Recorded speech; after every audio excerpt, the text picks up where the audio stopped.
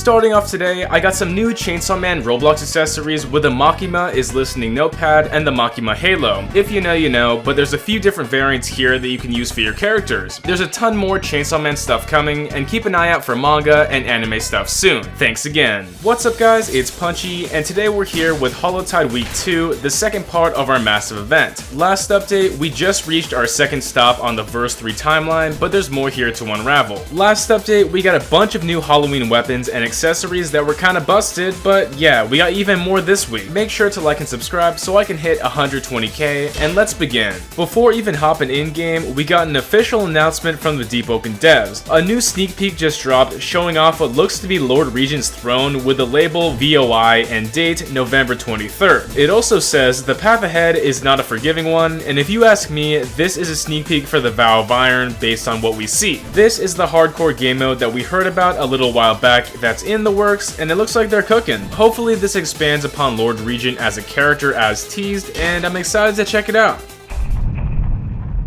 With an essential part of all Hallowtide annual events, today we got the release of the Hallowtide 2025 medal. This is by far the most important purchase of the Hallowtide event, allowing you to pick up any of this year's goodies from a blacksmith throughout the entire year. If you missed out on any of the medals from the previous years, it's probably worth picking up, and yeah, you just don't want to skip this. So it's quite expensive compared to some of the other event items, but it is worth buying as soon as you can. With some smaller polish to the floating keep following week 1, it's worth mentioning that some bonus NPCs were added to the castle. These guys aren't specifically new vendors or any important NPCs that you have to talk to, but it's more development about the Lightborns and what they're doing. It's a cool touch and adds on top of what's already there. Speaking about world visuals, we finally got the newly reworked trees added around the map, modernizing what Deepwoken's overworld looks like. Some of these were experimental in the previous patches, but they're here and fully implemented across the Luminance. So share your thoughts down below.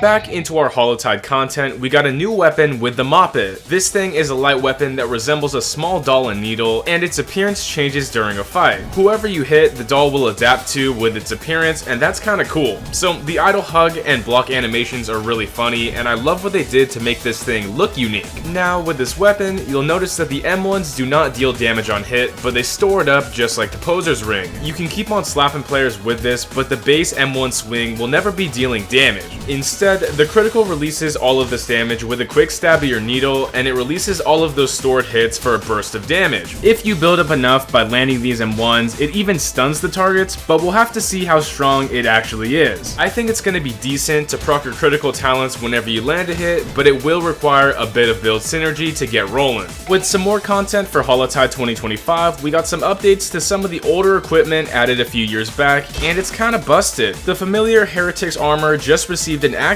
talent called Soul Rip. So if you grip a player, you can activate this active talent to gain a massive damage boost instantly alongside infinite ether for a set duration. As shown, this is just insane for spam and damage, but it does have a downside. Just like Rogue Lineage, after a rune is popped, your leg will break, slowing all movement for a while, and this runs out. But it's pretty crazy honestly, and heavily situational.